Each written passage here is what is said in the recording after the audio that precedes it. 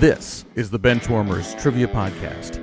We have assembled the world's finest sports and trivia dorks to prove once and for all that we are just as bad at this as we were at sports. Hello, everyone, and welcome to the Benchwarmers Trivia Podcast, sports trivia for those of us who rode the pine. I'm your host, David, and today's game will be pitting the Benchwarmer team of Scott and Mason versus Benchwarmer Markkus and assistant coach for our Patreon team, but newcomer to our games, Dave Brown. Welcome to the bench, Dave. Why don't you take a minute to let us know where you're from, what sports you watch, what teams you root for, anything else you'd like to share. Yeah, thanks for having me on. Dave Brown, I'm from the Minneapolis area of Minnesota. There's not enough of those people that show up on this show already, which was one of the reasons I was like, oh, Minnesota folk. Great. We won't hold it against you. So. I know. And like, the thing is, all the Minnesota questions have gotten used up by now, I think. So I don't know if there's going to be any. But yeah, I'm kind of a casual fan of all the local Minnesota stuff. So Vikes, Twins, a little bit of the Wild, not too much. And then I don't really care about the Timberwolves that much. I'm not going to lie. But I get my feedback from them. But I'm a big, more of an avid sports car guy. So big Formula One guy. I like to watch some MotoGP, and then starting to get into IndyCar once again. I think it's getting a lot better. And then the occasional weird sport, like I was into some snooker for a couple of years. And then I do know about some AFL Aussie rules, because in the mid 2000s on my Xbox, the only thing I could get was ESPN 3. And the only thing they had was like netball and like Aussie rules football. And I was like, how does this sport work? So yeah, it was like way back when like Travis Cloak was like the badass for the Hollywood Magpies. So yeah, Dave, we're learning something about you the more you talk, because I didn't have in your sweet spot that snooker was on there. If I'd known that, I would have made Dan host. He's the only other snooker fan I've ever met. So it's like chess for pool. Like, you don't realize like pool's fast. And that's why it's like checkers. And I mean, I'm not trying to piss any billiards people off. It's very like, the reason they like 9-ball, 8 balls, it's really fast games. Like, but snooker is literally just playing a game of chess, and like, you're playing on a 12-foot by 6-foot table with tinier balls, tinier pockets, and it's pretty crazy. Like, I mean, but a match might take 45 minutes. You have to sit there and watch it. It's nice to decompress after. I work in the restaurants, so I work as a wine guy at a restaurant. So like, nice. You serve people all day, and like, you get home at the end of the night and you're like, I can't go to bed. I need like 2 hours to shut everything down, because I was just talking to people and serving them all night. Like, snooker is actually quite a nice way to do it. And usually it's on at 1 a.m. or 2 a.m. So you're just like, oh, so you just watch that for 45 minutes. Like, Well, I'll let you think about this when you can tell us at the end of the game. I'd like to know the right wine pairing for a Benchwarmer trivia game. You can think about that but as you're thinking about that, let me switch over to Markkus. And Markkus, why don't you tell us how you're doing? 2020. Sorry. No, he's already got an answer. Just kidding. I'll pick you out a good one. It's all good. It's all good. All right, Markkus, why don't you tell us how you're doing and give us a team name for you and Dave? Oh man, I'm doing fantastic. We were talking before the show, just all of us BSing, and follow Dave's lead. If you haven't been on the show and you've been listening, come on the show. We want new people on the show. Shout out to all of our return guests. We love you very much. All of you that we owe smoking jackets to, I think. But yeah, I'm excited to team with Dave. In my world, we had football camp last week, so first chance to look at how our team's going to look next year, and it was a lot of fun. But spending 4 days, 24/7 with high school kids melted my brain. So hopefully, now that we're a week removed, I'm back to normal. Because Mason, man, you doing it for a full work day, I admire it, because for me, 4 days all day there was so much. But anyways, Dave and I are big fans of NFL films, and that's where we get a lot of our old football knowledge, as most of you know from me anyways, and we were talking about it before the show. So Dave and I today are going to be NFL Films Presents. Nice. I love that name. NFL Films Presents. All right. Scott, Mason, who wants to go first? Mason, go first? Yeah, I'll go first. All right. I never had a team name, so yeah, I'm doing okay. Last couple of days have been kind of a whirlwind, but just trying to plan a lot of things. Wedding planning, Mason? That and just trying to get stuff planned for the school year too. So trying to do both of those at the same time. But yeah, it's been going well so far. Do you have particular assignments for the wedding, or have you been given assignments? Or you? I haven't gotten my invitation, which is weird. Yeah, I know. Well, Same. it's All of our still time. addresses. Well, the spreadsheet's been down, so maybe he didn't have access to the addresses. Yeah, we'll chalk it up to that. Maybe you guys are tier 2. I think Mason sent out the first batch, which I was on. No, and we're once working on them. It's a long okay. process. But David, no offense, but I think you want me and Markkus at the wedding more than David, because we tearing up that dance floor. Let's go. You always want wedding guests that are going to dance. Just an FYI there. I've never gotten married, but I know this. What's your team name? How you doing? Tell us anything. I'm good. I just quickly, I wanted, just echo what Markkus said about new guests coming on the show. Really excited to have Dave on. David, I will say snooker was specifically left off of his wheelhouses on the spreadsheet once I saw that. So I just want to throw that out there. Yeah, okay. I did purposely omit that because, Dan's not here. So yeah, I admit it. Sorry, I did it. No, you're good. Some things are better left unsaid. I think that's good. So yeah. The fact that there've been more snooker questions than DJ Cooper questions is a travesty on this podcast. So, I came into this game prepared. I knew going in Mason and I would be teaming up, so I came prepared with 2 team names. I just wanted to, eliminate the hassle and the struggle of trying to come up with a team name on the spot with him. So thought about 2. Mason and I, almost every time we team up, try to do something that's Louisiana based or something based on Louisiana athletes or players. We did an Alvin Gentry. We did Remember Robert Meacham pretty recently. So in that vein, we wanted to continue with a Louisiana athlete and also tie it into Mason's kind of boyish charm and wonder. So I feel like we came up with something that encapsulates both of that. And tonight we're going to be Simone Augustus Gloop. I love it, but now I have to change one of my pre and post game questions. But it's all good. It's all good. Are you serious? No, of course not. Oh gosh, I got so excited, David. Oh, I'm like trying to think of what I'm like. Yeah, I was like, wait. time, but Augustus Gloop, I could have done some kind of like a chocolate eating. Right. All right. Well, it's almost July 4th. We got the hot dog eating. Okay, so we've got Simone Augustus Gloop against NFL Films Presents. Let's kick it over to Dan for the rules.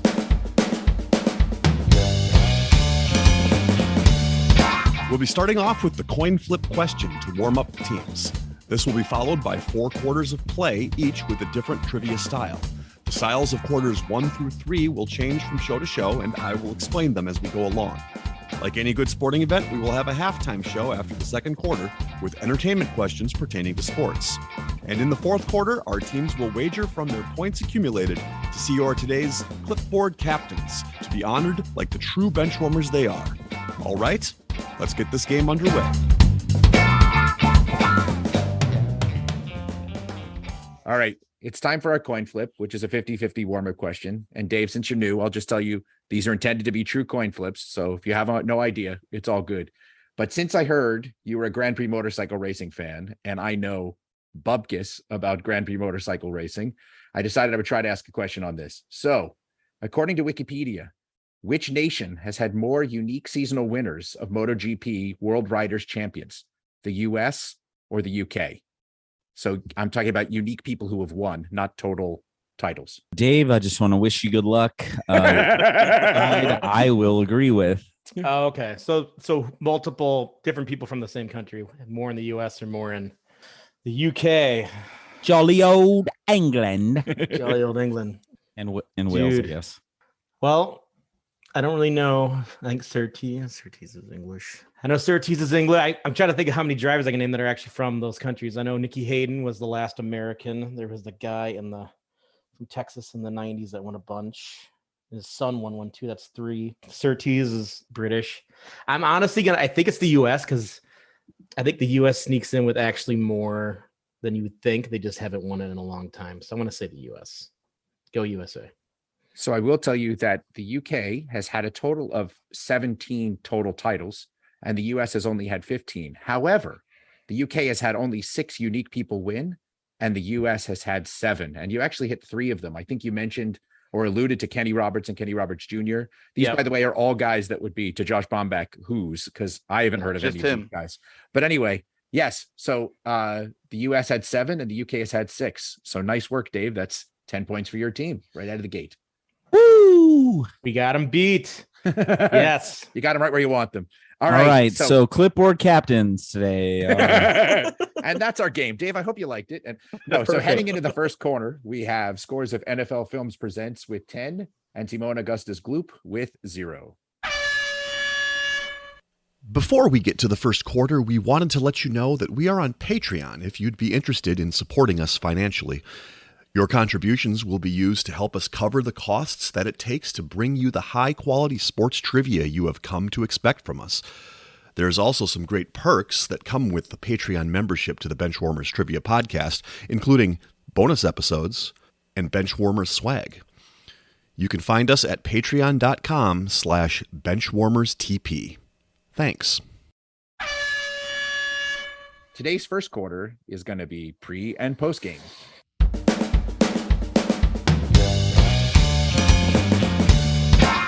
Pre and post game. For this quarter, there will be 4 before and after style questions. For example, if I said, what all-time leader in receptions for the Indianapolis Colts was a Notre Dame safety drafted by the Minnesota Vikings, the answer would be Marvin Harrison Smith. Each question is worth 25 points. Okay, question 1 of the pre and post game. The F1 driver who holds the F1 record both for the most wins and pole position and a North American professional football team name with bizarre sounding mascot originating from 2 crosstown teams merging in 1950. We're checking in. All right, NFL Films Presents has checked in. So Simone Augustus Gloop, you can talk it out. My first thought was for the second half, the first thing I thought of for 2 teams merging together, they had the Steagles, but that's not crosstown. They'll be cross state because Right.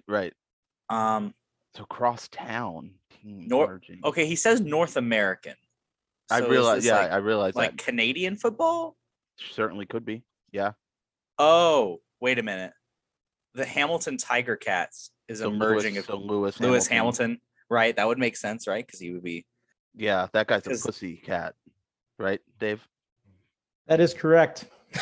Is he a Tiger Cat? That's the question. No, he's a Tiger Not King. anymore. But yeah, that would, Yeah. I didn't know anything about the history of the Hamilton Tiger Cats, but it would make sense if their names are the Tiger Cats. It'd be 2 like the Tigers and Bearcats mixing together. And it fits Lewis Hamilton. Okay.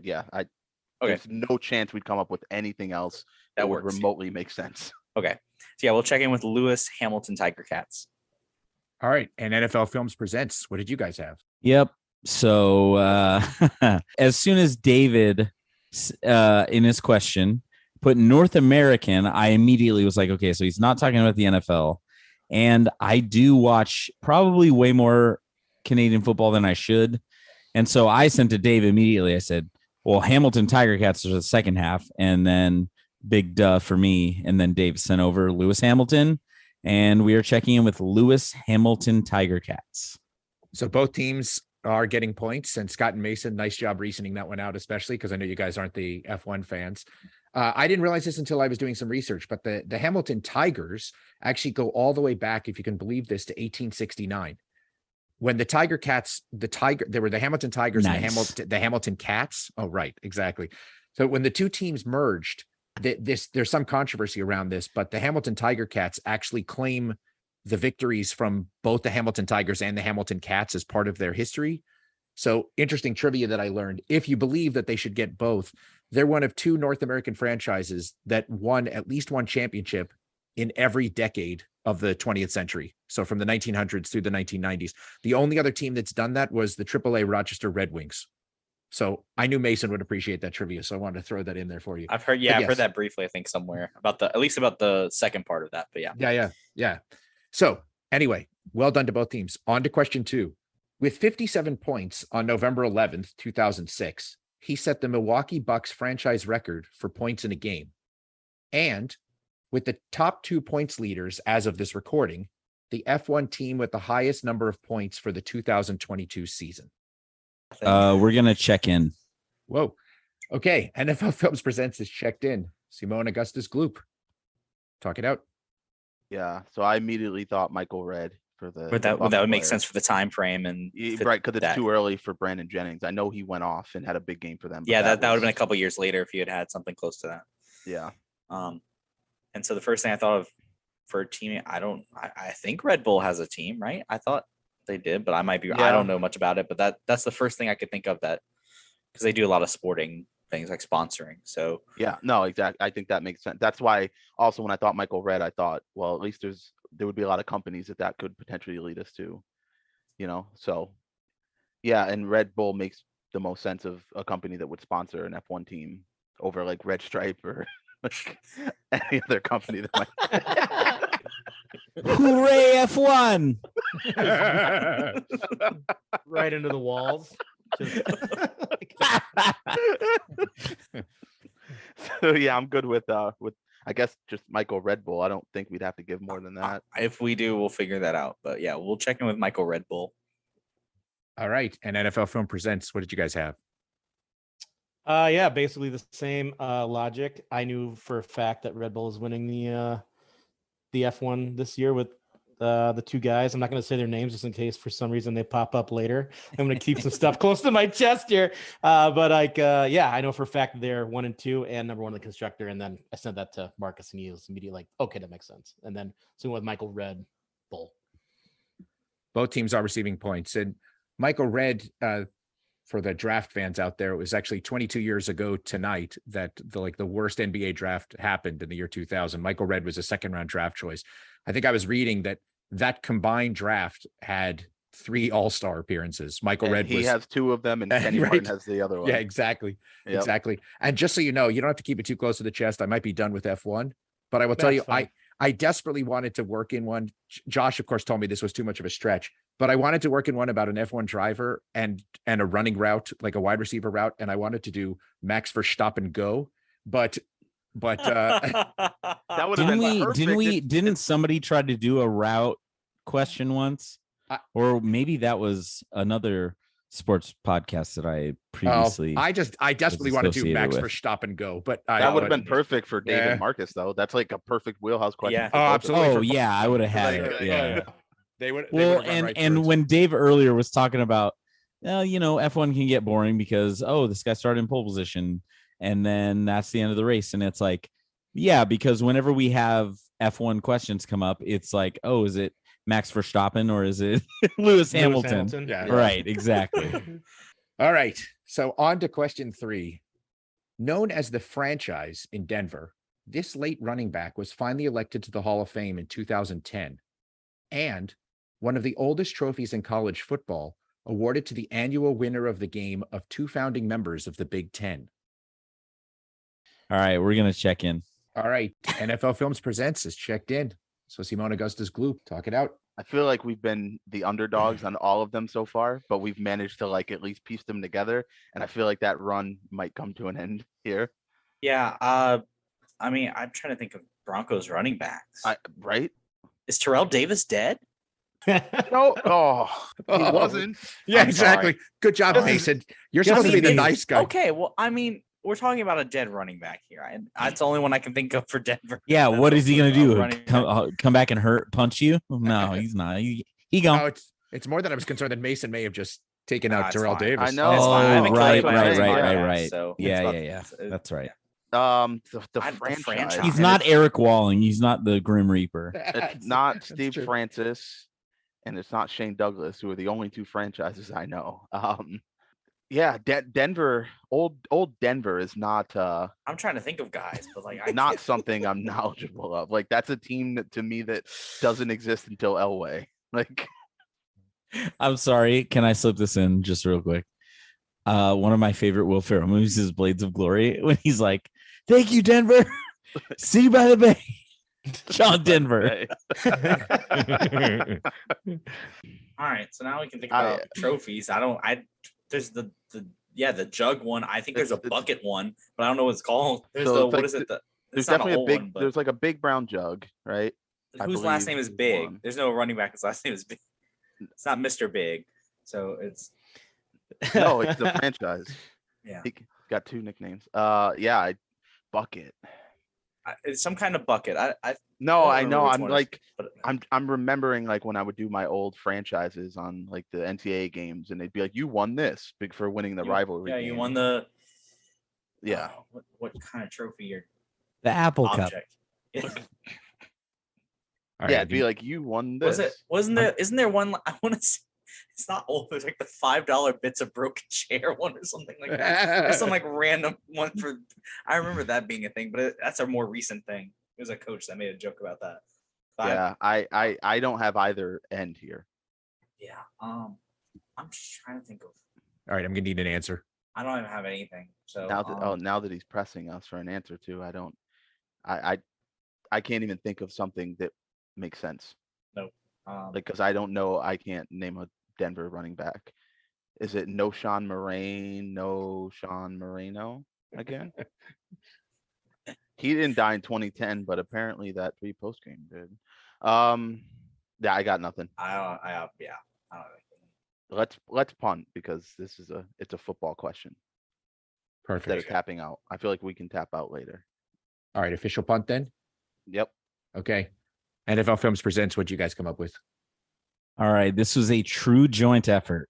So immediately, when I think of late Denver Broncos running backs who are in the Hall of Fame, number one, top of that list, Floyd Little. And I sent that over, and I said, I think it's the Little Oaken Bucket. But the more I was looking at it, the more I was like, that doesn't really make sense. And then Dave took over, and Dave let us know what the second half is. Yeah, I was. That's why when you're like, does it look right? I'm like, I doesn't, because what you said, I think you were getting Floyd the pig mixed up in there a little bit too, because that's the other thing that's the right one. Was like, that doesn't sound right. But I'm like, that's like, oh, it's the little brown jug. But I would rather have it been Mr. Big Brown Bucket and I'm the one who wants to. Then they got to sing that every time. That's a classic.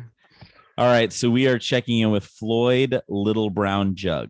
And one team is receiving points. Yeah, there is some confusion there because the Minnesota-Michigan game, the winner gets the Little Brown Jug. I believe it's the Minnesota-Iowa game.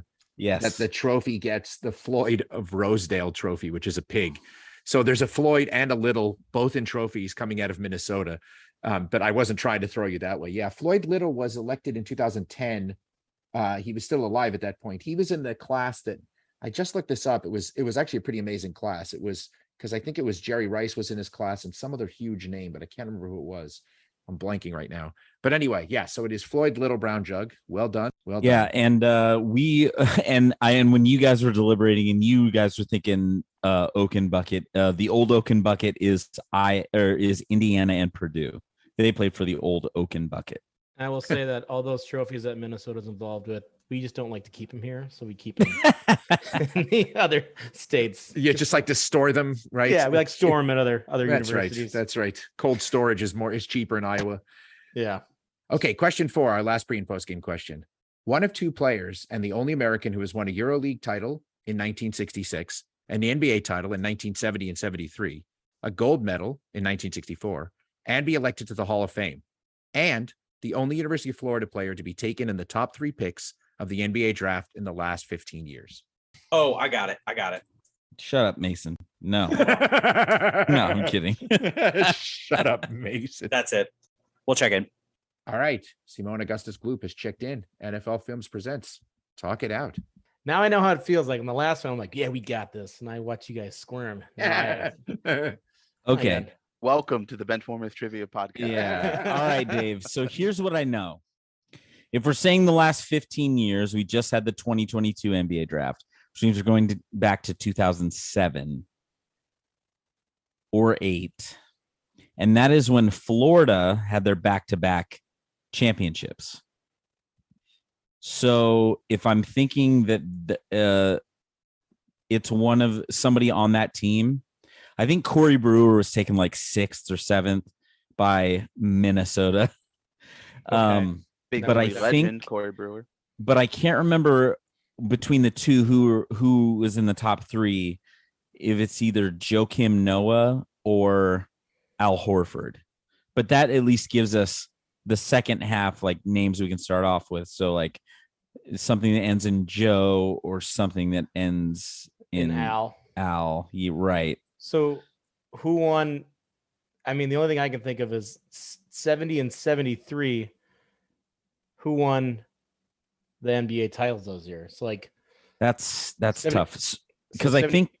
Oh, go ahead. I know 72 was the Lakers, and then Right. that was all the Lakers runs. Wasn't that the Lakers runs that he was losing to the Celtics? That Jerry West was losing? No, that was in the 60s. And he won the 72. Yeah. So you said 72 was the Lakers. I think 71 was Milwaukee. I think that's when they had that was Lou Kareem. Yeah. Al Kareem, and then so Kareem 70. Alcindor. I mean, we're doing pre and post games. Kareem Alcindor. Here's the tough part is I feel like we're in the right era. We're thinking about the right teams. It's just European players weren't as prevalent back then. So I think if we just can, he's an American though. Oh, 2 Americans. Yeah, Oh, the only American. Oh, so he played in Europe. Yeah. Okay. All right. So he won a 64 gold, which was that Bill Russell team, I think. Right. He was Okay. on that, Okay. and then he went to Euro because he couldn't make it here, and then he went back and won. So it's like Okay. About 30 seconds. Okay. What were the 2 names you think? You said I said Al Horford or Joakim Noah. One of them was drafted in the top 3. It's the University of Florida. They haven't had much since. So that makes sense that it's one of those 2. American. I don't think I can come up with a name. I'm thinking of Lakers. I'm thinking like Gail Goodrich or Jerry West or Elgin Baylor. None of it's lining up. No, I got nothing. I was gonna say Kareem Alcindor. All right. Well, so yeah, I learned a lot about the NBA, but just by watching Winning Time lately on HBO Max, because I was like, don't tell Jerry West that. All right. Right. Since we can't come up with an answer, I was thinking about this player as soon as I was thinking of what could go with Joakim Noah for some reason. So we'll check in with Tsuyoshi Shinjo Kim Noah. Literally popped in my head earlier. Okay. And so Simone, Augustus, Gloop, what did you guys have? That's all you, Mason. Yeah, so I went front to back on this because I know 70 and 73 was the Knicks. And video game knowledge here. One of my favorite all-time teams to play with were the 70 Knicks. I don't know why. It was just a weird collection of guys. And it was pretty solid. So I thought Walt Frazier didn't fit, Willis Reed. And once I got to a name where the last name worked, it kind of flowed together. So I thought of Dollar Bill Bradley. And then the first guy that fit for an NBA player that was drafted, I'm pretty sure he was 3rd overall, is Bradley Beal. So we checked in with Bill Bradley Beal. And one team is receiving points. Yeah, I wrote this question in part because it was the closest I could get to another Cameron Jordan, because in the South, when you say Bill Bradley Beal, it's actually very similar to Bill Bradley Beal. It sounds the same. I didn't say it right. So I know you got to use more Southern twangs. You got to say it. If you say it with a Southern twang, it sounds like. Let's hear it, Mason. Bill Bradley Beal. See, it's the same. There you go. Thanks, Mason. You're I needed the live effect there. Well done. So one team is receiving points. We were DOA once I started focusing on 07 I did the back-to-back Florida thing teams. to Mason. I was like, of the 3, Horford was most likely to go top 3, but I don't think any of them actually went top 3. No, I don't think they did. The more I thought about it, I'm like, yeah, maybe they didn't, but I just forgot. Because in my head, I'm Florida. like, it's either Mike Miller, but that's way too long ago. So this is actually my fault, and I was almost going to jump in and fix this. Horford went number 3 in, I believe, 2007. So it should have said the last 15 NBA drafts. But if you had gone down the path with Al Horford, or you gotten close, I would have had to intervene. But I'm not sure you were going to get there anyway. So I sort of sat out. So I don't think we would have got there without the years. No, I had no idea Bill Bradley played overseas. Right. Yeah, that's right. And I cannot find any, other than people making reference to the fact that he did, I can't find any reference to why. It may have been because somebody gave him a bunch of money. He wasn't making a bunch in the NBA back then. I'm not sure. But here's the side question. The other person is not American who has pulled this off. Who's the only other person who's Is won. Manu Ginobili? It is. Manu Ginobili is the That only makes person sense. who's won EuroLeague, NBA title, gold medal, and is in the Is a Hall of Fame. Famer. Yeah. that Yep. Well done. Well that done. makes sense. All right. So after the first quarter, we have scores of NFL Films Presents still with a small lead at 85 points and Simone Augustus Gloop at 75 points. Support for today's Benchwarmers Trivia podcast is brought to you by Manscaped, the best in men's below-the-waist grooming. Their products are precision-engineered tools for your family jewels. Manscaped's Performance Package is the ultimate men's hygiene bundle. All of us here at Benchwarmers received the Performance Package as a part of our Manscaped sponsorship, and I can speak with authority that it is filled with all sorts of goodies. I highly recommend you give it a try. Join over 4 million men worldwide who trust Manscaped with this exclusive offer for you. 20% off and free worldwide shipping when you use the code BENCH at manscaped.com. If my math is correct, that's about 8 million balls. So don't forget, use the promo code BENCH, BENCH, at checkout, manscaped.com.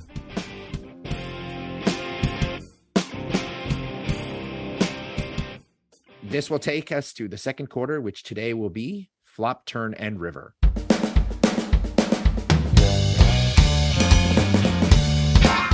Flop, Turn, and River. For this quarter, there will be 3 questions consisting of 5 clues. The first 3 clues will be given before the teams decide if they want to check in with their guests. The last 2 clues will be given one at a time, with teams deciding if they want to check in with their guests after each subsequent clue. If a correct answer is checked in after the first 3 clues, the team will receive 50 points. After the 4th clue, 30, and after the 5th clue, 20.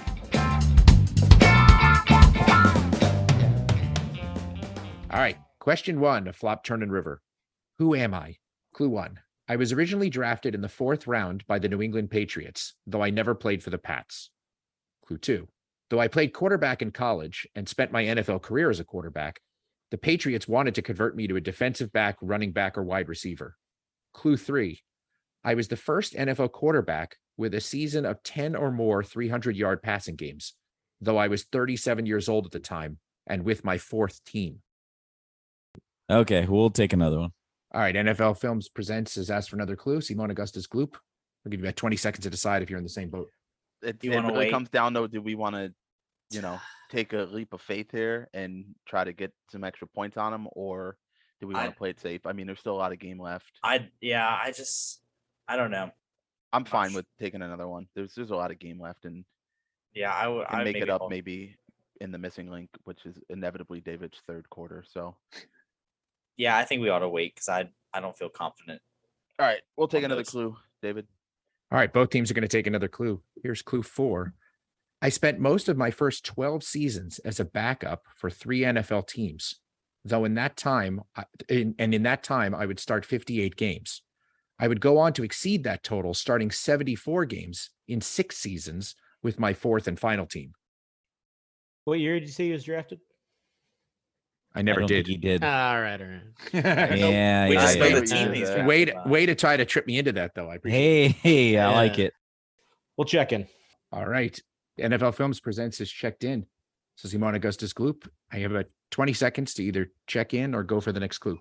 Oh man, Mason, I'm Trying now to it think. sucks. Now it's like I feel like we have to take the next clue. I feel like this is made it worse than before. Yeah, so basically it's just someone who bloomed very late, like in But we their know 30s. it's not Kurt Warner, because that would have been in the movie. You know what I mean? And if he's only giving us 20 seconds, we can't even really talk it out. We have to just probably take the next clue. Yeah, because I'm trying to think about just going back to the Patriots drafting him in the 4th round. Was this a trade where they just cut? I mean, the very Yeah, could be maybe someone he who was went to just go like, play yo, in the CFL. I don't want to play defensive back, or so I'm out of here. I don't know. He needs a decision. I guess we need to take the next clue. Yeah, I guess we'll take the last one. Hopefully, we can salvage some points out of it. All right. Simone Augustus Gloop is taking the last clue. Clue 5. I was the NFL MVP in 2002 while playing for the Raiders. Rich Rich freaking Gannon, really? They wanted to put Rich Gannon. Defensive back. Have running they back? ever What? seen him move? Well, I can't take responsibility for that. Sorry. Yeah. That makes sense for this. Wow, Yeah, that I didn't know he is was drafted by not- the Patriots either. That is not where I thought this was going when we got the initial 3 clues. Yeah, especially the second clue. I That did not that think this would end with Rich Gannon. All right, David, we're going to check in with Rich Gannon. All right. And NFL Films presents. What did you guys have?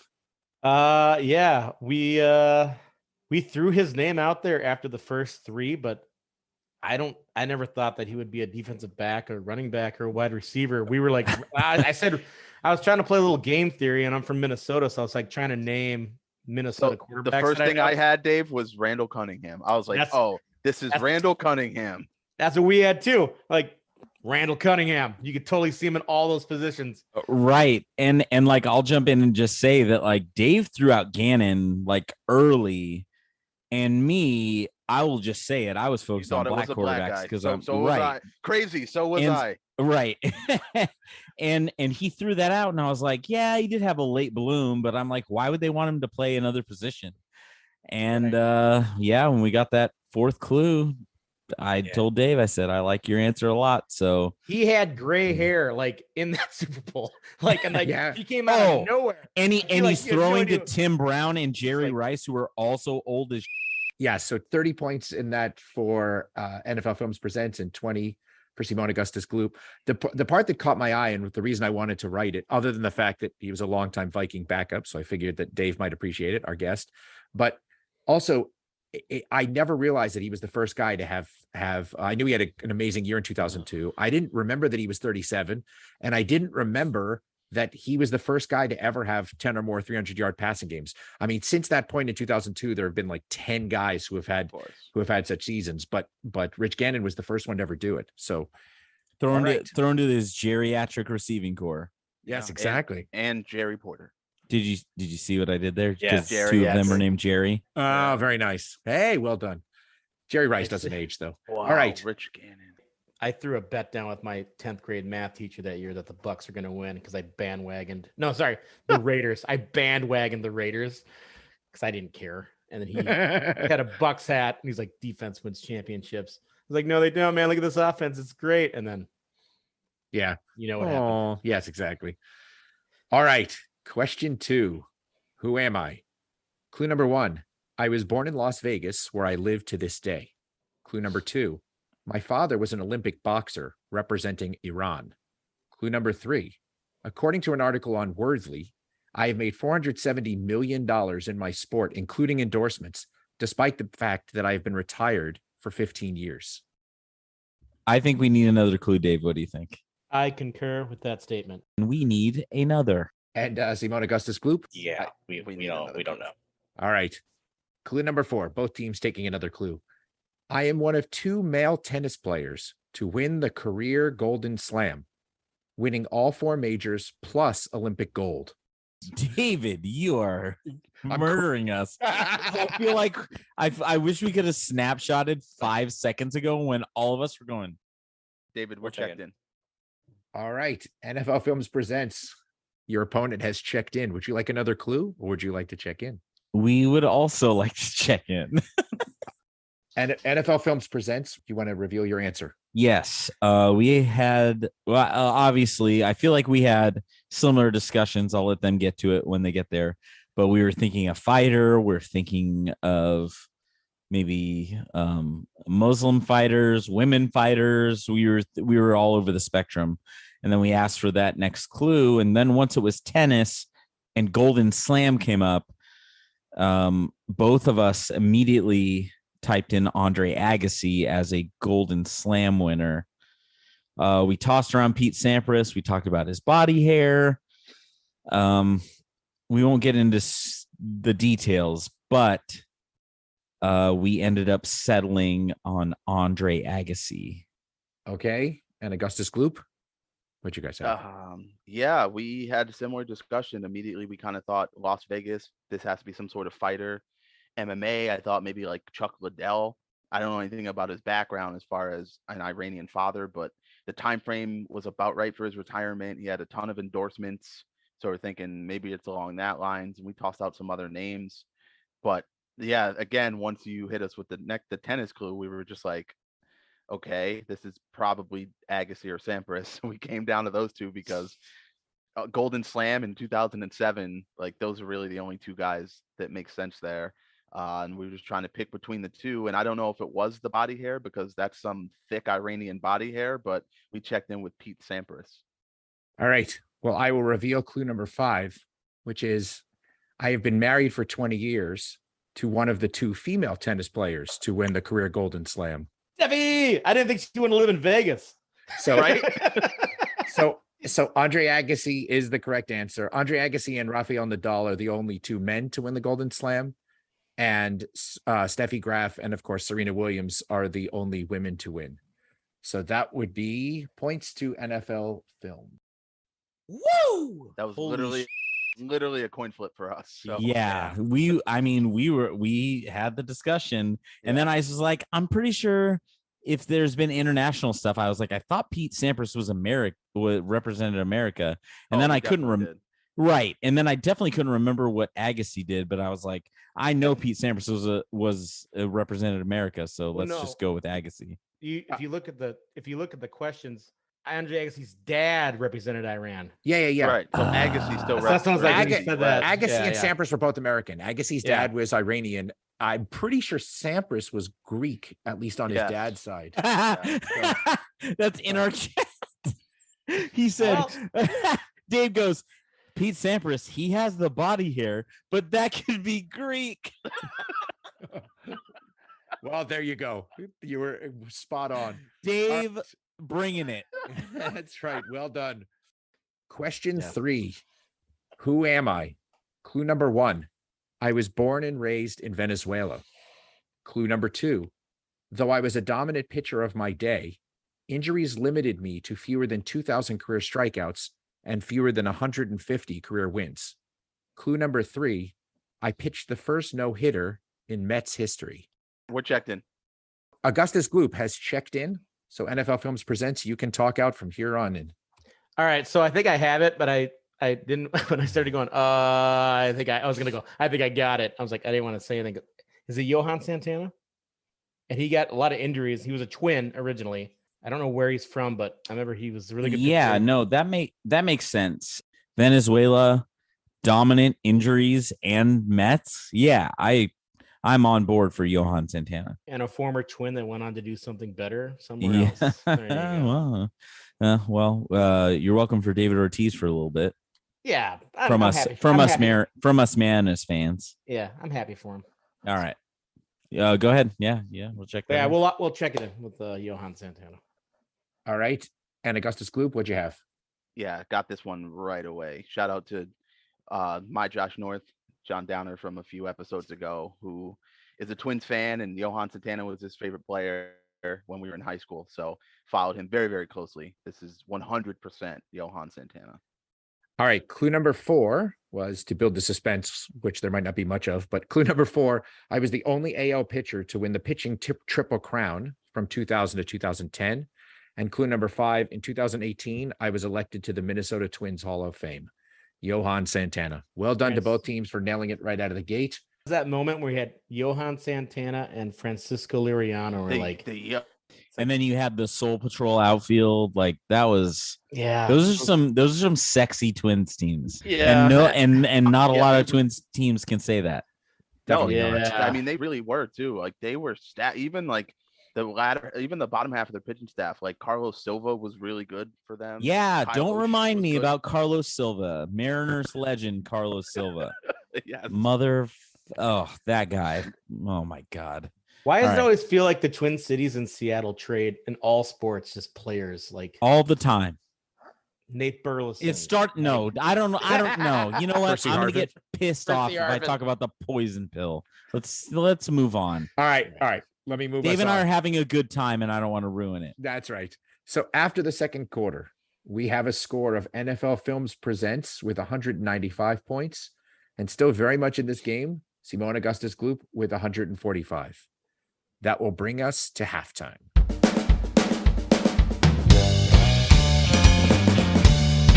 It is now time for the halftime show.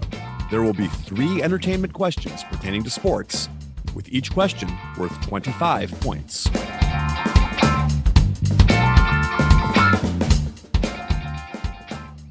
So this halftime is going to have a theme. It's about songs that are traditionally played at particular stadiums. Okay. And you'll see how this goes very quickly. Question number 1. At Target Field, when the home team hits a home run, this 1984 song by a hometown hero is played. Okay, we'll check in. Simone Augustus Gloop has checked in. NFL Films presents Please Talk It Out. Yeah, we both love Prince very much. I think, Dave, can we agree with that? Yeah. I mean, it's Prince. I mean, It's Prince, exactly. So Prince. right. We were naming our favorite tracks off of Purple Rain. My low-key winner was Darling Nikki. Dave's was Baby I'm a Star. Or no, and Erotic City is another good one. Erotic City's not off Purple Rain, but Baby I'm a True. Star is my favorite one off of Purple Rain. But Erotic City's so- my fave. Right, but we were Great. thinking about what could be a good home run song, and Dave was pretty quick to go there, and I agreed with him. So we are checking in with Let's Go Crazy. All right. And Augustus Gloop, what did you guys have? Yeah, we ran through kind of the main ones. I doubt they played all 8 minutes of Purple Rain for every I home wish run. they did. The guitar solo, just the guitar solo. Yeah, I jokingly said it's not Darling Nikki because they would not play that. Rest assured they wouldn't. But we went with the song that opens Dearly Beloved. We are gathered here today to get through this thing called life. So we checked in with Let's Go Crazy. Well done. And I like the song read. That was very good. I want to put this out there that Markkus and I are friends despite his love for Prince, because I am not a fan. Yeah, Oh, interesting. we know. Don't remind me. Both teams are receiving points. So well done to everybody. Okay. Question number 2. At Oracle Park, if the Giants are losing in the 8th inning, a 1981 song by a band formed in San Francisco is traditionally played, presumably as an inspiration to those losing faith. Name the song and the band. We'll check in. All right. So a very fast check-in from Augustus Gloop. NFL Films presents. What you got on this one? Dave, I don't have shit on this. This is everything about this question is eluding me. Well, like, think about songs where you're losing faith. If you're losing faith, what songs bring you back faith? I mean, there's faith itself. Like, Gotta have it. but gotta have faith. But that's You're telling me Wham was in San Francisco? No. no, they're not. Yes, Andrew Ridgely was hanging out in San Francisco. I mean, I'm It sure would George make Michael spent a sense. lot of time there in the 90s. They could have met there. I mean, all right. So what about, you know what I bet it is? I can say it out loud, right? Because we're just talking. yeah, we're talking it out. What if it's Journey, Don't Stop Believing? The single most overplayed song of all time. Is that what you're It saying? still makes you believe, though, doesn't it? And that's No, why it it's doesn't. It overplayed makes all me the time. believe that I wish Randy Jackson had kept out of it. I mean, I'm good with it. I don't have anything. So if that's what you think it is, and you think that that's feasible, that they were formed in San Francisco, then sure. This is all you, because I have nothing, and I mean, so like they got that's like fine with 81, me. a 1981 song by a band formed in San Francisco. So, I mean, California Steve band. Perry is a vocalist, fantastic. Yes, but California band, so it could have been formed much longer before that. But like trying to think of a California band, Van Halen was formed in San Francisco area, maybe. I don't know think they're running. I know- I don't think I know Running they're- with the Devil was being played No, that's probably not. to inspire. They played Panama. Panama, Like, yeah. half Panama. the I think players they on the played team Hot are for from Teacher, Panama. which is the best Van Halen song. I This is all you. I want to I'm say good with it. I'm gonna go with "Don't Stop Believing" by Journey. That's like "Don't Stop Believing," and I think Journey's a West Coast band. Okay, I'm good with it. That check-in? That is a check-in. All right. "Don't Stop Believing" by Journey. Okay. Simone Augustus Gloop. What did you guys check in with? Yeah, there's a lot of San Francisco bands. I mean, some legendary ones like Jefferson Airplane, CCR, I think was founded there. There's a lot of like old school ones. But this band might be one of probably the most famous from San Francisco because they wrote a song about it, about the city by the bay. That band's Journey. And I figured that's the first band I came up with for San Francisco, and an inspirational song by Journey's "Don't Stop Believing." I didn't really think much past that. So that's what we checked in with as well. Both teams are receiving points, and I love the fact that Mason is schooling us on old bands from San Francisco. And that's kind of his wheelhouse, man. That warms my Yes, heart. very much so. No, in fact, when I was reading this, they apparently play a Journey song. Since Journey is from San Francisco, they play a song in the 8th inning no matter what. So if the Giants are losing, they don't play Don't Stop Believing. I figured it would be way too hard to ask you what song they play if they're winning, but the answer is Lights. And I guess everybody sings along. But anyway, all right. On to question 3. Sorry, I just wanted to. Sorry, go ahead. Separate Ways, so underrated. That song's so good. Ooh, I love Separate great. Ways. My favorite's Love and Dude. Touch and Squeeze, and that one's It's a good one too. That's a good jam. Pulling it back. Question 3. At Jacobs Field, this appropriate sitcom theme song is played after home team victories. We're checked in.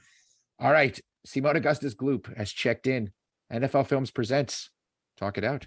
Cleveland people. I think when I think of Cleveland people. Cleveland people.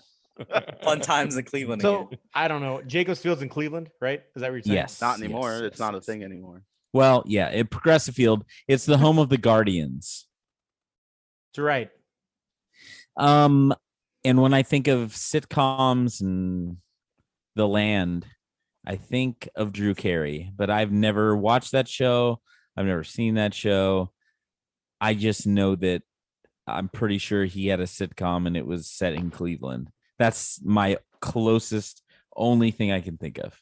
Wasn't that sitcom? Was it WKRP? Is that Cleveland?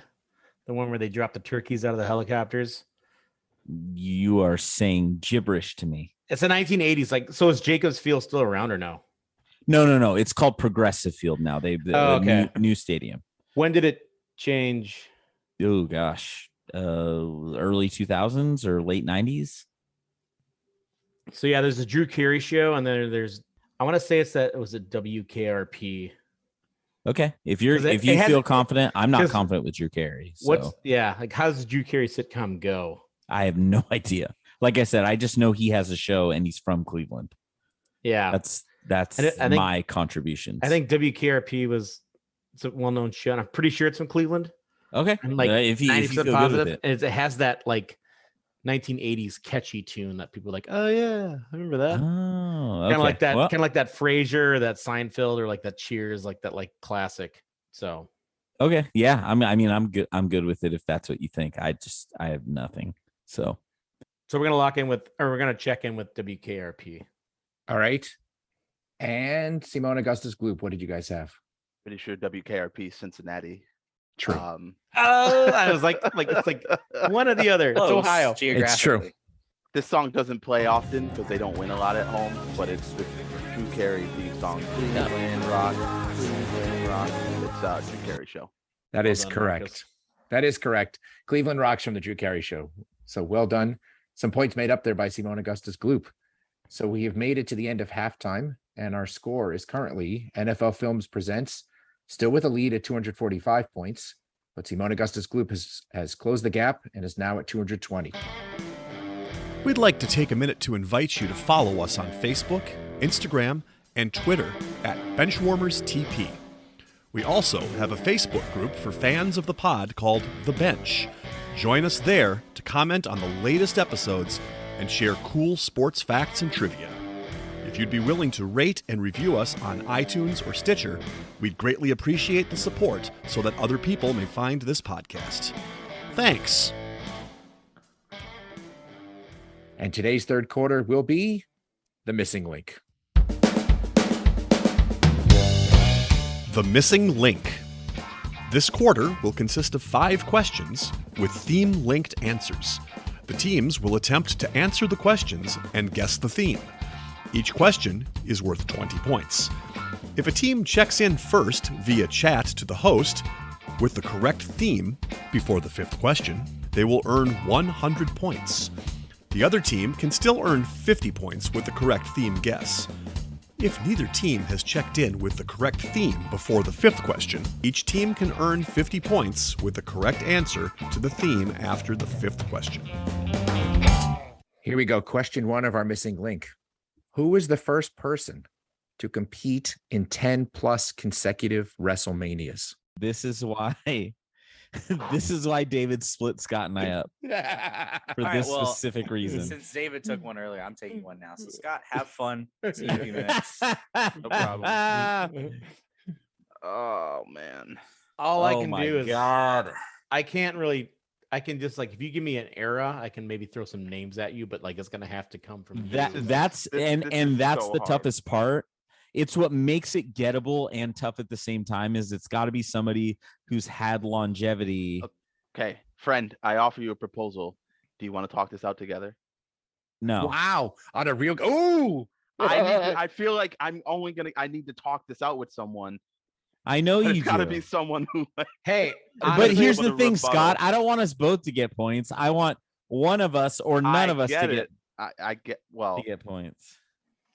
but at the same time, I if mean, we both I get wouldn't points, mind. I wouldn't mind listening it to gives the you guys actual more to play debate. with. It gives you guys more to play with in the fourth quarter if you get more points.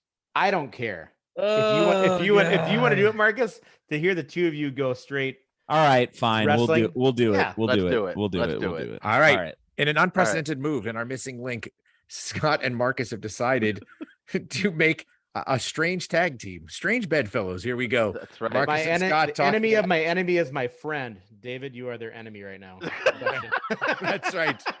That's right. I love right. that Mason muted and shut off his video. He Mason's said, gonna, I'm out. Mason's gonna I'll come be back back and when like, it matters. Exactly. All All right. right. So my first thought was Triple H. Yes, of but course. he missed because Yes, because of the quad. Yes. So he missed 19, so he's Yep. out. Yep. Then I thought that it can't be HBK, right? During the comeback, did he get to No, 10? because he lost his smile. He had to disappear. No, I for mean a little after while. the comeback though. From Oh yeah, after the comeback. because Yes. he yes. did 19. Mason, I feel through- obligated to catch you up real quick. Scott and Marcus have decided to talk this out together. So we have reformed our tag teams. No. They're just going to talk this question out together. Okay. I Cool. don't think HBK made it though because he did 19, 20, 21, 22, 23. But he got retired in 26. By Yeah, I didn't Dexter, hear so any that's not sweet 10. chin music in 26. So I remember that. So. So that's not 10. Cena, I think it's got to Orton, be a mid Carter, right? It's got to be somebody that we're not. but 10 in a row is a lot. Jericho, but he left. Can I throw a name out there? Please. Yeah. How about Guerrero? No, because unfortunately he died. Yeah, that's what held him back. Because 'Cause when did he he come died over? in- Like 90. He came over in 2000 Or and died 2000, in like yeah. 05, so he wouldn't have. Yeah. Unfortunately, his what heart what exploded about Orton? before he get there. I don't feel like Orton's missed any. He's been with the company for 20 years. He's durable. Yeah, His that first would make a one lot of was sense. 20. Yeah. His first Yeah. was 20. 21 was Taker. In 22, he fought Mysterio and Angle. 23 was in the Money in the Bank. 24 was a triple threat with Cena and Hunter. 25 was Hunter on his own. 26 he fought Rhodes and DiBiase, the Legacy. 27 he fought Punk. What a terrible. Oh God. How many is that? 27 he fought That Punk. yeah. You're at 7. Well, 20 and 21, 30 22, 30 was 24, New 25, Orleans, and that 27. was he was Right, a so part of Right. Huh? So it's 28 and 29 is what. Did he miss one of those? He fought. I feel like he fought Kane. Didn't he randomly fight Kane at one of them? He did. sure. Yeah, it was like one of those. So remember, 28. you don't have the gap that I do because I stopped watching for a little bit. Right. So So it comes down to what did he do at 29? Because that would give us 10. was He that at Los 29. Angeles? 29 is like, I don't even remember what happened at that one. Because that's No. Money in the Bank I'm is thinking 29. of 29 is 2013. So it's like Cena won the Rumble. All right. I can't believe That's we have Cena- to you call. just Cena want to Rock go with 2. it. That's Cena Rock 2 is 29. Okay. I'm pretty sure Orton was probably at that show. Yeah. He's the one that's been there the longest and hasn't been injured as frequently or Right. as anybody else. I mean, I'm good with it if you are. Okay. How would you say, David? 20 seconds? Actually, you're out of time, but I was Okay. enjoying this. Let's do it. All right, both teams are gonna check in with Randy Orton. And unfortunately, neither team is getting points. I apologize. It actually had to go back further than that. So the person who first competed in 10 consecutive WrestleManias started in WrestleMania 2.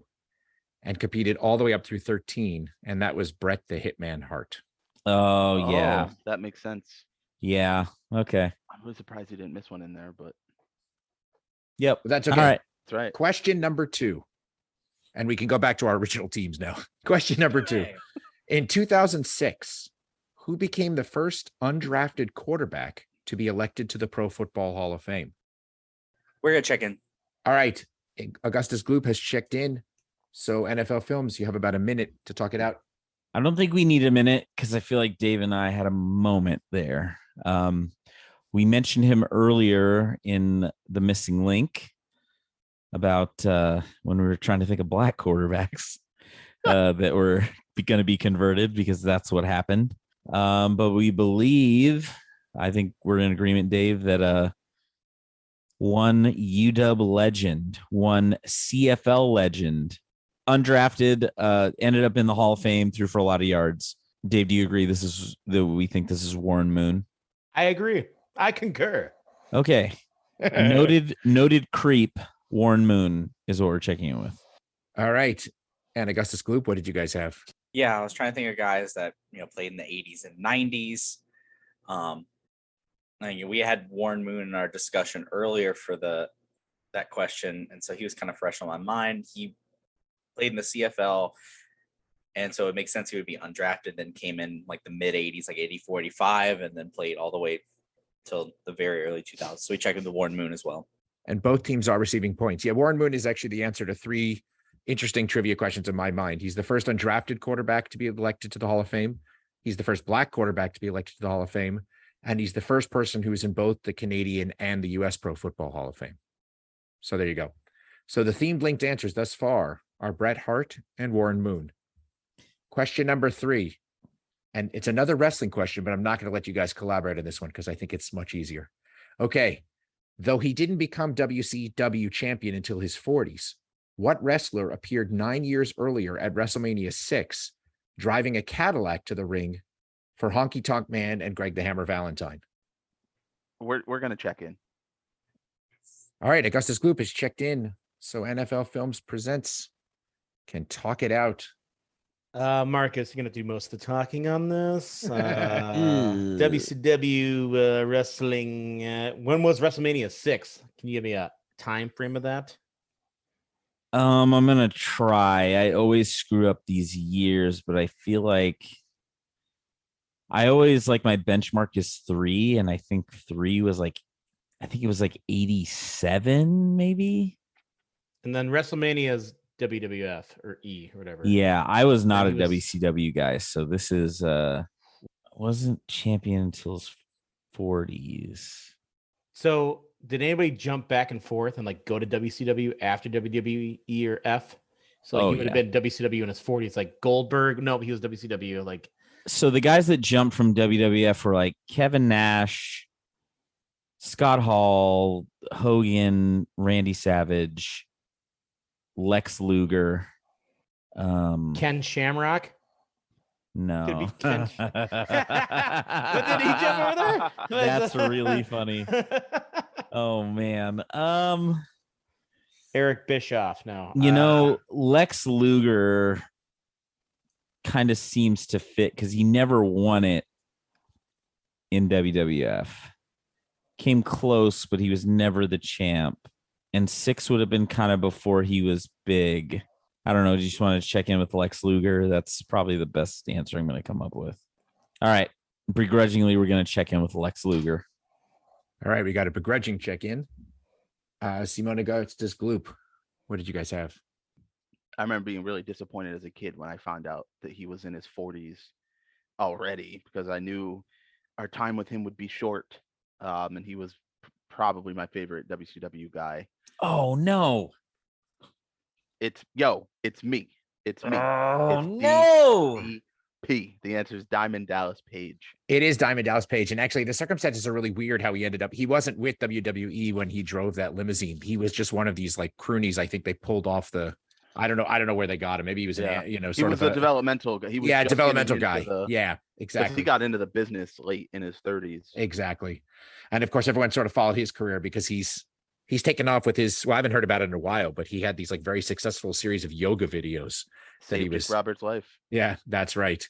All right. So the themed linked answers thus far are Bret Hart, Warren Moon, and Diamond Dallas Page. Question number 4. Drafted in the 17th round, what NFL quarterback is the lowest drafted quarterback to win a Super Bowl? We're checked in. All right. Simone Augustus Gloop has checked in. NFL Films presents. You can talk it out. Okay, 17th round. So it's somebody who won like prior to, we're thinking a 70s, 80s quarterback, because the draft, I can't remember when the draft went to 7 rounds, but it's going to be an early Super Bowl.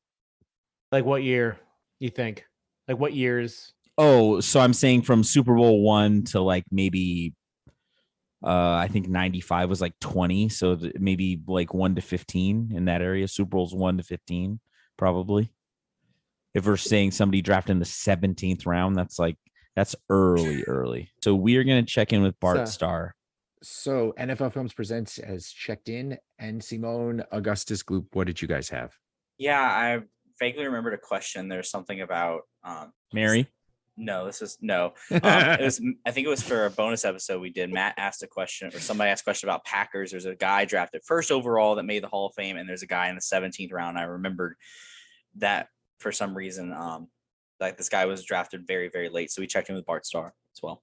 Both teams are receiving points, and yeah, he was drafted in the 17th round, so you knew it had to go back pretty far. And I didn't realize until I did this research that Bart Starr was not really that highly acclaimed. You'd think coming out of Alabama, just from that alone. Of course, I guess there were fewer teams, so maybe the 17th round didn't. Alabama never produces good quarterbacks. Ever. Oh, here we go. We're going to go back to the Joe McElroy. Namath thing. Right, exactly. All right, so both teams are getting points for that. And our themed link answers so far are Bret Hart, Warren Moon, Diamond Dallas Page, and Bart Starr. Question 5 of our missing link. Hall of Fame bowler Walter Ray Williams Jr.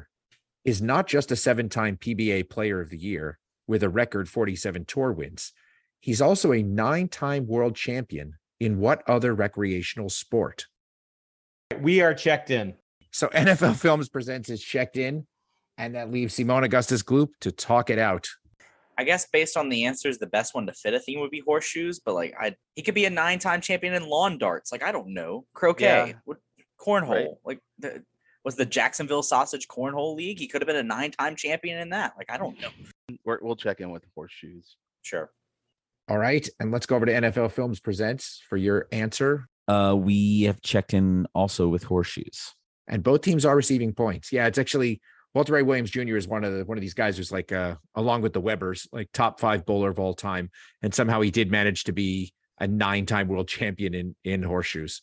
Right. So our themed linked answers are Bret Hart, Warren Moon, Diamond Dallas Page, Bart Starr, and horseshoes. One team has submitted a correct theme. And so that leaves, and that's NFL Films presents.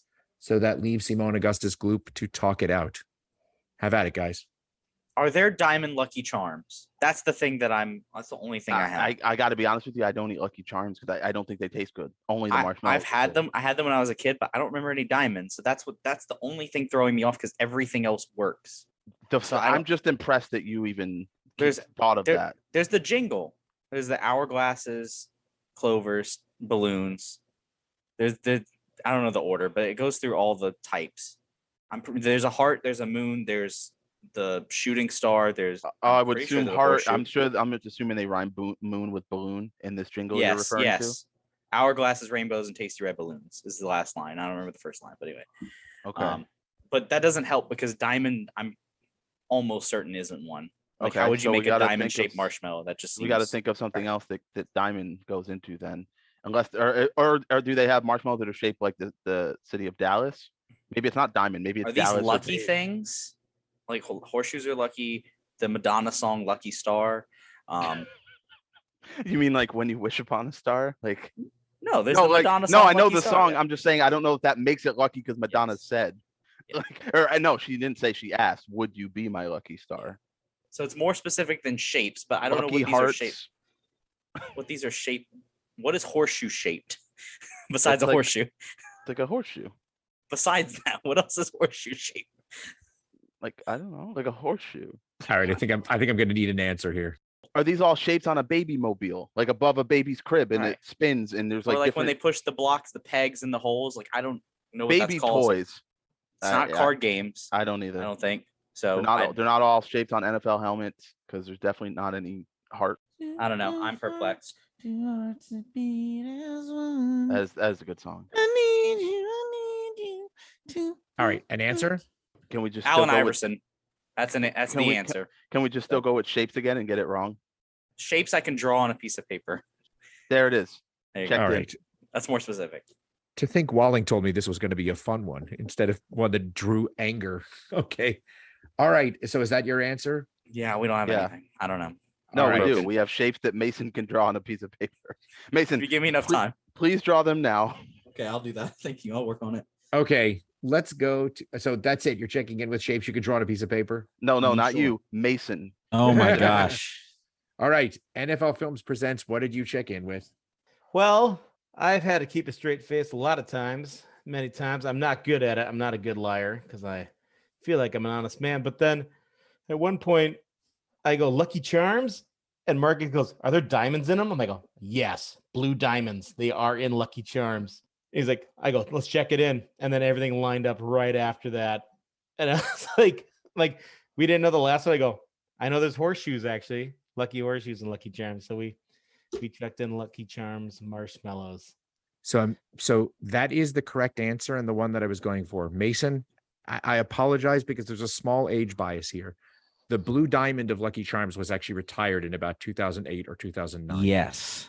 And I can tell you the I don't jingle, remember that Mason, that And- I remember. And if you go back and go to the right. So go ahead, Markkus, because I think this would help. Go ahead. So I had to ask for diamonds because the one I remember most prominently was heart, stars, horseshoes, clovers, and blue moons, Yeah. pots of golden rainbows, and the red balloons. That's what I remembered.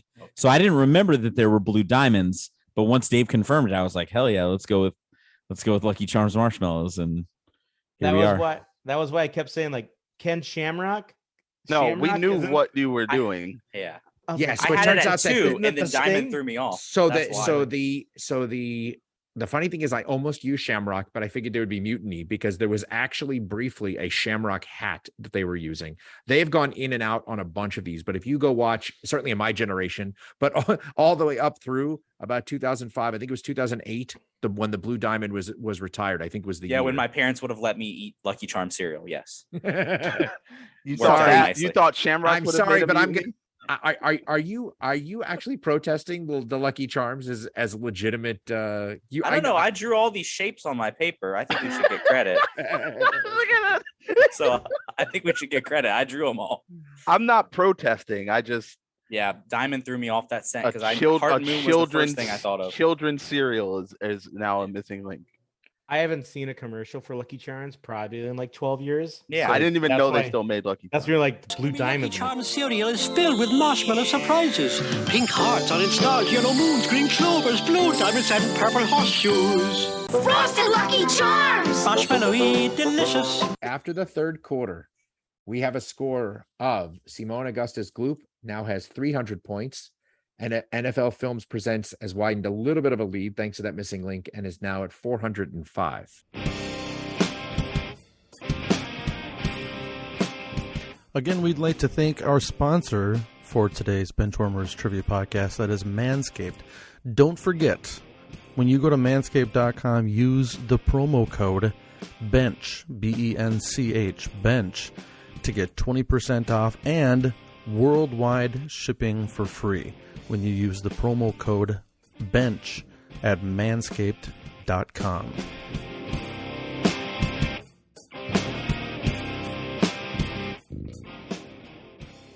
That will bring us to our fourth quarter.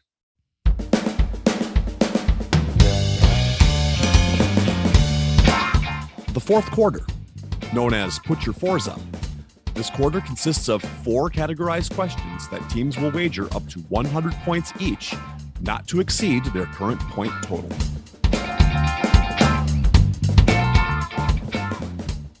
The categories for today are as follows. Question 1, tricks. Question 2, Captain Crunch. Question 3, Wheaties. And question 4, life. Question 1, tricks, will be about the NBA. Question 2, Captain Crunch, will be about Major League Baseball captains. Question 3, Wheaties, will be about Wheaties and Wheaties boxes. And question 4, life, will be about NFL running backs. It's now time for the teams to place their wagers. Now that the wagers are in, on to the questions. Question 1, in tricks. During the 2010 NBA All-Star Weekend, a likely future Hall of Famer set a Guinness record by hitting the longest shot while seated on the court at 52.5 feet. Not to be outdone, his then teammate, another likely future Hall of Famer, beat the record, hitting a shot from 86 feet while seated on the floor a few weeks later. Both players were top 5 picks, both made 8 All-Star games, and thus far have played a combined 40 seasons in the NBA. Name both players. Yes, we'll check in. All right, Simone Augustus Gloop has checked in. NFL Films presents, I'm going to give you an extra 30 seconds. They both played a very long time.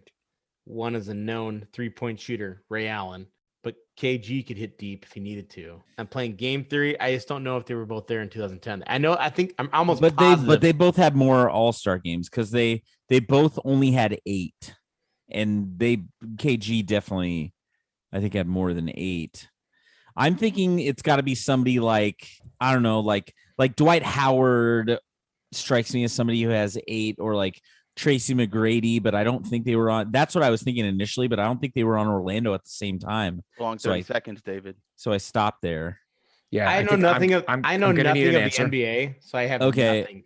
I'll just say that Vince Carter, Tracy McGrady, and not in 2010, but let's just say maybe Dwight Howard was still there, and maybe Tracy McGrady was was still there for some reason. I know they both played for the Magic and both were around that number of All-Star games. So let's just say Dwight Howard and Tracy McGrady is what we're going to check in with for 25 points. All right. And Simone Augustus Gloop, what did you guys have? This was agonizing for us. It's like you go back and you think of it, and there were so many guys that played together where this could work. You're like any 3 of the Heat guys in 2010. They're all top 5 picks. So it could be Bosh and Wade. It could be Bosh and LeBron. It could be LeBron and Wade. It could be Jason Kidd and Vince Carter, because I think Vince Carter was around the Mavs at that time. Who else did we say? We said Allen and KG, Pierce and KG. We had a lot of Allen, names. Chris Paul, and someone that was on the Clippers. Like there were so many choices that we were thinking of, but Mason ultimately thought he had it. So I'll let you say it. So I vaguely remember the longest one.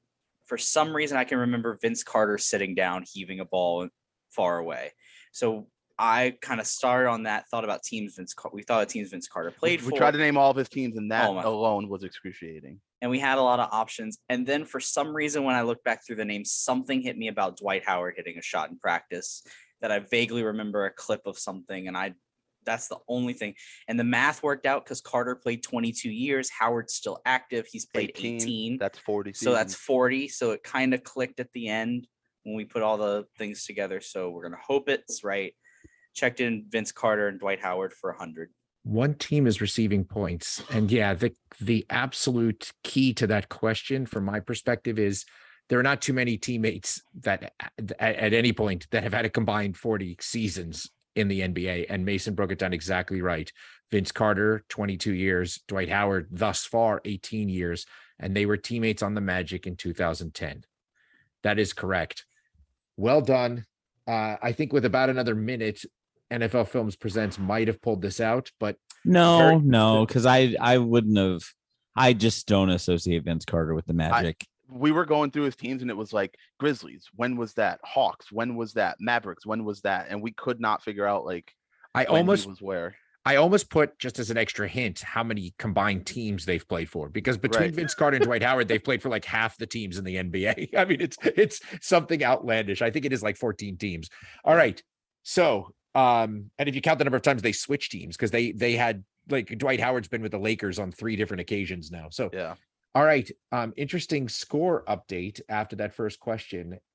Simone Augustus Gloop has now pulled into the lead with 400 points. And NFL Films Presents, due to a fairly small wager, is now at 380. So we're still anyone's game. Question 2, Captain Crunch. The role of captain has become rarer in Major League Baseball. No one has held the title of captain on an American League team since 2018. The last AL team captain is also the most recent person to join the 3,000 hit club that never won a batting title. Name him. We're going to check in. All right, NFL Films Presents is checked in. Simone Augustus Gloop, you can talk it out, and you have about 2.5 minutes. All right, so Trying to work backwards. well, so if he's the last one to do it, to be a captain, and no one's been a captain since 2018, it's assumed he's either retired in the last couple of years or he's still playing, Right. right? And if he's still playing and he has 3,000 hits, that's only 2 guys that are playing that have 3,000 hits, to my knowledge. Right, because so Miggy's the most recent. I think before that's Pujols. It's Pujols before that. I'm trying to think of guys that got 3,000 hits, in the past. Right. This should 10 be years. easier because right, the last 5 years. This is, you don't think Big Papi got to I don't think he got to 3,000. 3,000? Okay. I don't think so. Ichiro's won multiple batting titles. Right. Right. So it can't be him. I don't think it's Alex Rodriguez.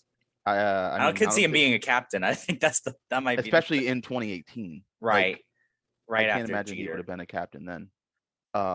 Anyone What other for AL guys? right? I'm trying to think of who else was good also in 2018. Cleveland was still good.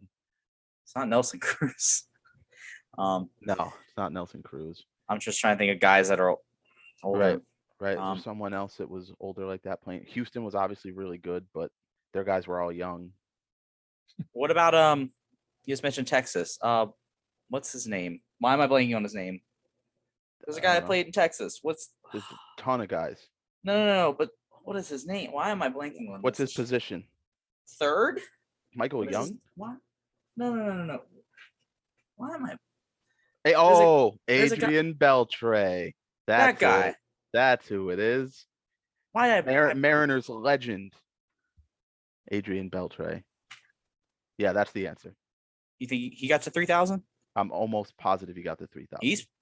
When did he And retire? He would not have won a batting title, and he retired about 3 or 4 years ago. Okay. And he would have been the captain of that team.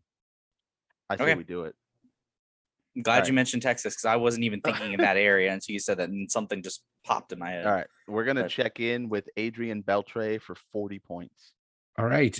And NFL Films Presents, what did you guys have? Well, I think you're kind of reaching deep here, shooting in the dark. I was playing game theory and I said Joe Mauer.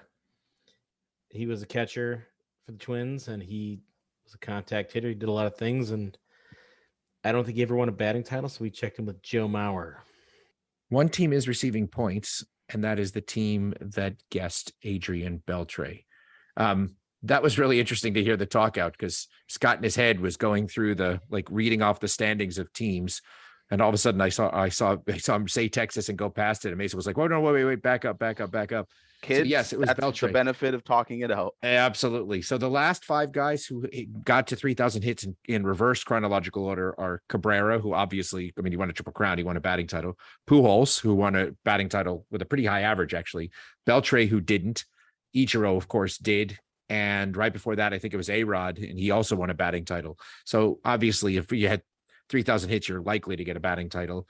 Mauer, I think, partially He due to didn't the get fact that 3,000. Yeah, his catchers don't get as many at bats because they don't play every day. he And got hurt a lot. and I think he had just over 2,000. I don't even know if he made it to 2,500. Yeah, I'd he have to got look hurt that a lot, up. Unfortunately. Marcus, would you even gone towards Adrian Beltre at all? No, because Adrian Beltre. Oh, I'm sorry. What did you guys wager on that? Yeah, what did you wager? 10.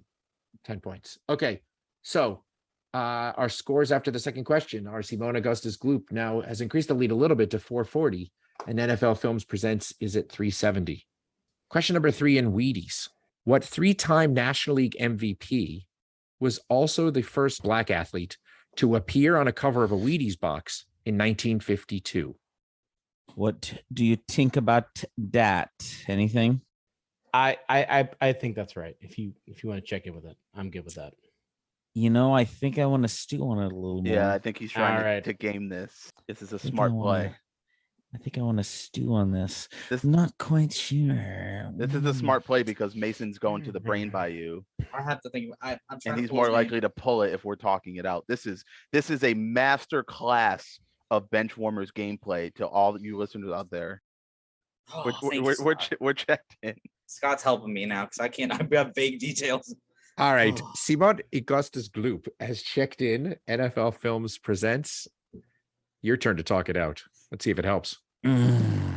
Well, there's not a lot to talk out. I sent something to Dave because I love to use the Josh Bomback. I learn a lot of things from this podcast, from just researching questions or hearing something. And the very first time I ever heard this name, I went, I want to look stuff up about them.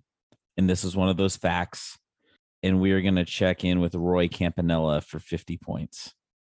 All right. And Simone Augustus Gloop, what did you guys have after a lot of consternation? So I was trying to think of his name. I knew he was a Dodgers guy, and then Scott sent me Koufax, and I was like, no, because of the question. Clearly not indicating that. He said no, black. I said okay. There's two black Dodgers: Jackie Robinson, Roy Campanella. Yeah. So, and then and it makes sense for the time frame at least. So yeah, we checked in with Campanella for 60. Both teams are receiving points. It is Roy Campanella. So he won the NL MVP in 51, 53, and 55. And I think 55 was the year that the Dodgers finally broke the Yankees and won the World Series. But it was in 52 that he was the first player first black player ever to be on a cover of a Wheaties box. You may remember from an earlier episode, the first person ever to be on a Wheaties box was actually Lou Gehrig, but that was already probably a decade and a half earlier than this. Yeah. So anyway, yeah, Roy Campanella, great guy, tragic end to his career. But yes, well done to both teams. How many did you guys wager? I didn't write it down. We wagered 50. Yes, yeah, so NFL Films wagered 50. We got a game. Simone Augustus Gloop wagered 60. Don't. And going into the final question, we have NFL Films Presents has 420 points. Simone Augustus Gloop has 500 points. Question 4. Spending most of his NFL career less than 75 miles from where he went to college, who is the only running back in the top 20 all-time in rushing yards who never finished in the top 5 in any one season? All right, we're going to check in. All right, for the final time tonight, NFL Films Presents has checked in. So Simone Augustus Gloop, I'll give you 2 minutes. Oh, it's great. It's great for the podcast. It's great for our brand new guest who supports us financially to play in such a nail biter because it's fun. But man, I hate when it comes down to the final question. Yeah, especially when it hangs in the balance based on what we answer. And when it's a David question. Yeah.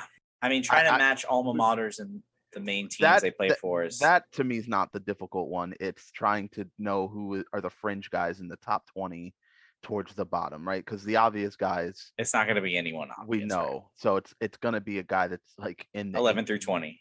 Yeah, like 18, more like 15. It's hard to know.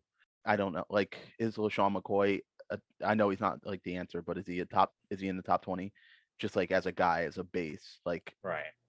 And I mean Pittsburgh and Philly, but that's too far. Yeah, as someone who's rode in a car across there, that's more than 75. You know who it's not? Thankfully, it's not Eddie George.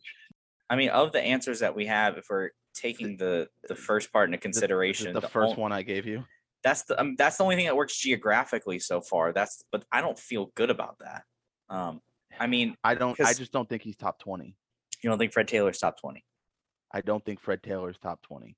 I think he's a fringy guy. I think he's top 30. I think he fits the criteria of I could see him never finishing in the top 5 because there were just a lot of good running backs. And he went from Gainesville to Jacksonville. That's not terribly far. I don't know how far that is, but right. I think he fits those two, but I'm just worried about him being in the top 20. Like there's guys that his contemporaries, there's probably 5 or 6 of his contemporaries that are definitely in the top 20. Right. Which would mean that it's possible he never finished. Curtis Martin, 5. Like all the Tiki Barber, literally all these guys right were at the same time. Which adds to the last part, but it doesn't help us to determine whether he's top 20 or not. He played most of his career obviously in Jacksonville, which so it would fit. Yeah, Honestly, I think that's the best that we I have. just don't know that we have anyone. Yeah, because I don't if know it's 2 out of the 3. Like I don't know that kind Warwick of. Dunn is in the top 20, right? That's Florida State and Tampa, and I don't. So know. what's the split? Because I don't remember how long did he play there as opposed to Atlanta. It was like, probably pretty even. That's why I'm thinking, because he said most of his career would imply like a pretty big majority, I would think, rather than because I was a little bit closer to a split. And as close as Georgia and Florida are, there's a line there. I know, thanks to a band. Yes. I don't think that Atlanta and like Florida State would be within. I don't think Tampa and Florida 75 State miles. So I don't have anyone better than Fred Taylor, but I hate to lose on this because I don't feel confident. Yeah. Well, I honestly, I think that's the best that we have. I don't have anything better. All right. We're going to hope that Fred Taylor somehow made top 20. I think he did. I don't think he did either, but we'll take a chance on it, I guess. David, we're going to check in with Fred Taylor for 100 points. Okay, let's go over to NFL Films Presents. Running backs are a dying breed, so to say, in the NFL, but I love running backs and I love old running backs. And I may need to be corrected, but I'm pretty sure Washington Husky legend Corey Dillon is like 20, I think. He's either 21 or 20. He's the guy, I gave his name to Mason as like a pivot guy. I was like, Corey Dillon is close. Like, we need to think of guys around him. So, of course, the next logical place that I went was Fred Taylor for 100 points. So I apologize that this will never come out on the podcast, but I have tortured both teams. They look beaten and tired. Both the team that's about to win and the team that's about to go sadly lose in this game that nobody deserves to lose. But maybe there's some moral victory because both teams are receiving points. Wow. Fred Taylor is correct. Fred Taylor is one of these ultimate slow and steady. I'm big on these slow and steady guys winning the race. Fred Taylor was never in the top 5. If you look at the top 20, and Fred Taylor, by the way, is number 17, I think. I said 18. Right. So yeah, Fred Taylor's number 17, but he had enough longevity. He just never got into the top 5 in the league in any year.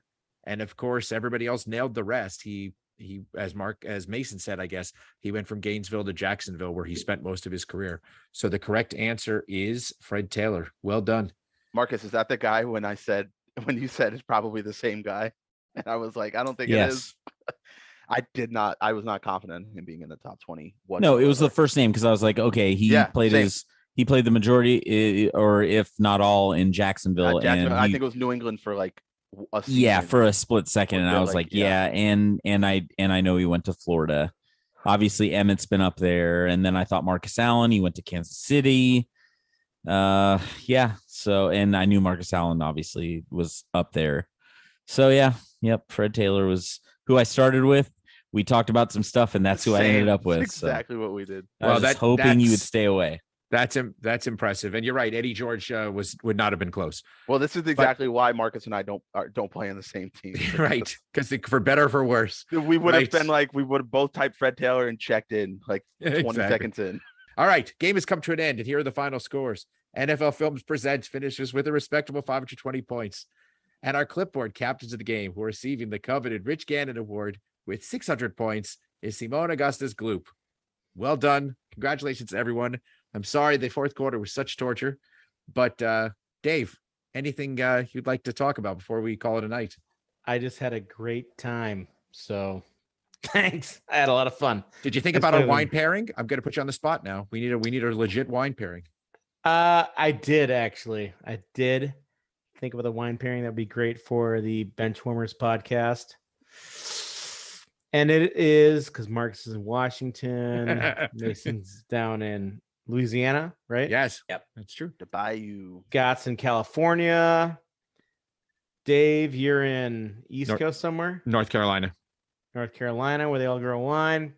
So I'm going to get away from America and pick a grape from Chile. Chilean. It's going to be a grape called Carmenere. Wow. And it is got like a little bit of bell pepper in the nose, cocoa chocolate, rich, velvety, but has great acid, tannin. It's one of those wines that like you love all the mix of everything. It's just different than everything else you taste. Huh. So Chilean Carmenere. Wow, very nice. I like that. Yeah.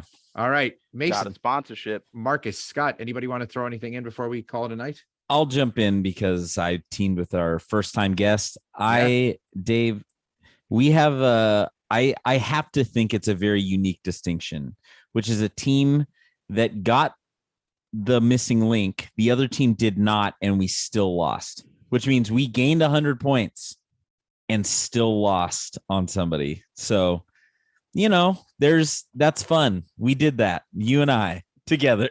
Yeah, dude. There was a moment where I was like, play together, have fun. Yeah, and that's what we talk about. This is all just fun. It was a fun game. David, you did a fantastic job. Lucky Charms marshmallows is like to me it's an all-time missing link, because and I gotta credit Dave because he was on it early and I was like, I gotta hear another one, and I wish I had gone with it sooner just so we could have stopped stressing. What did I say first though? Oh, what did you say first? I said Captain Planet. I'm like, oh yeah, he said there's no Captain moon Planet in that. Powers. Captain Planet Powers? Like there's no moon in that. Yeah, which is not one, but it's okay. I loved it. So Dave, thank you for coming on. I can't wait to have you on again, where we will hopefully get you a win, not with me. And again, everybody out there, we love that you listen. Reach out to us. We want you to be on the show. Benchwarmers TP on all socials. Reach out, even if you're not a patron. Like, obviously, we're going to prioritize our patron members, and we thank Dave and everybody else who supports us in that way. But reach out to us. We want you guys on the show. So yeah, thank you, everyone. This was awesome. It's awesome. Well said. Mason, Scott, what you got? Tired. This was one of the more exhausting games I've played in a while. Yeah. I just all around that. I feel so spent. We were just the fuel that Mason and I got after the missing link. That adrenaline rush of just complete ridiculousness. Luxy Charms for a missing link. Luxy Charms. And then for us to go into the fourth quarter with that fire, that's why we won, because you fired us up with a damn missing link for 7-year-olds. Not for me, because the blue diamonds didn't exist. Right, you weren't even 7. Yeah, they were gone before you were 7. That was the best part of that, is that Mason on principle is like, there is no diamond. We're not checking in Lucky Charms. And I was like, holy crap. I mean, that's why I went off of it. I was fairly certain there were no diamonds.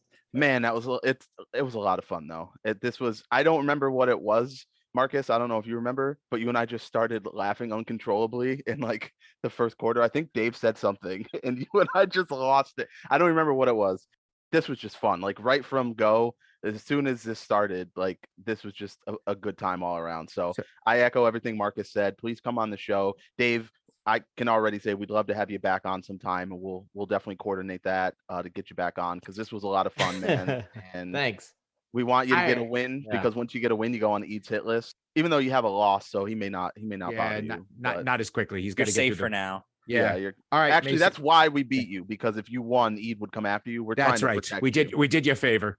Yeah. You didn't want the Rich Gannon Award anyway. Well, the thing is, the big thing when I got an email that said, "Hey, you want to be on the show?" I was like, "Oh, yes, I would love to, because I'm a Patreon member."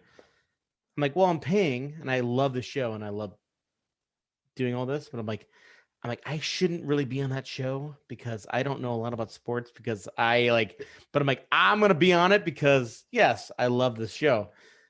So that's why, like, even if I lose or whatever, I'm just like, I just want to be on it because, dude, if the criteria was knowing stuff, half of us wouldn't be on this show. Yeah. All right, Mason, we'll let you go last. Rain by you, baby. Got anything to say?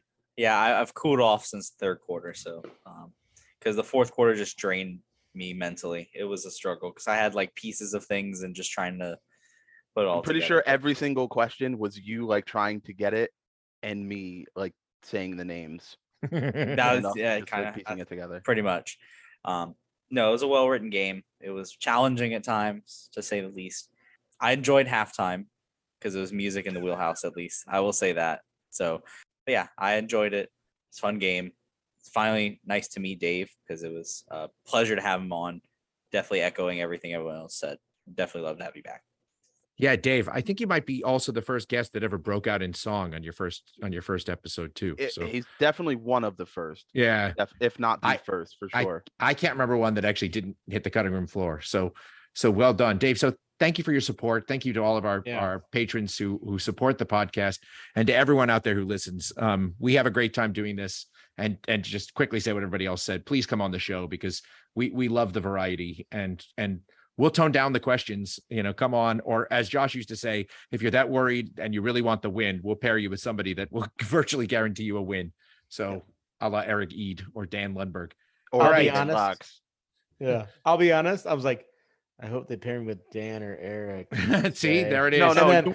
Let's be honest. You wanted Dan because the snooker connection. Yeah, exactly. Well, I was hoping I was like, hopefully I get like me and Eric together versus Dan, so I can beat him on a snooker question. That's what I was going through my brain. I'm like, all I hear is that David's calling out Dan Lundberg. I don't know what you guys are hearing.